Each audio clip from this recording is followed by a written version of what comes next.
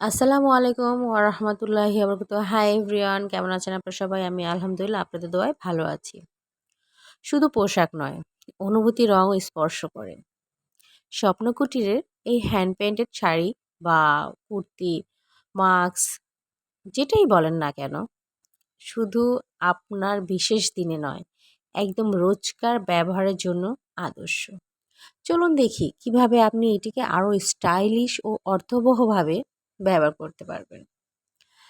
যেমন ধরুন অফিস বা টিচিং প্রফেশনে হালকা গয়না ও একরঙা ব্লাউজে পরুন, যেন আটটাই থাকে ফোকাস। কি বলেন? বন্ধু বা আত্মীয়দের ছোট্ট গেট টুগেদার আমাদের সবসময় থাকে।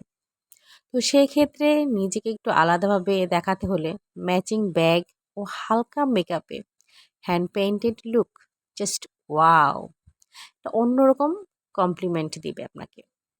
ফটোশ্যুট বা কনটেন্ট ক্রিয়েশন, আমরা কনটেন্ট ক্রিয়েশন যারা করছি, অনেক সময় বিভিন্নভাবে নিজেকে উপস্থাপন করতে চাই, সেই ক্ষেত্রে কিন্তু হ্যান্ড পেইন্টেড শাড়ি, পাঞ্জাবি বা যেটাই বলুন না কেন, দারুণ একটা ভিজুয়াল অ্যাপিল দিবে আপনাকে।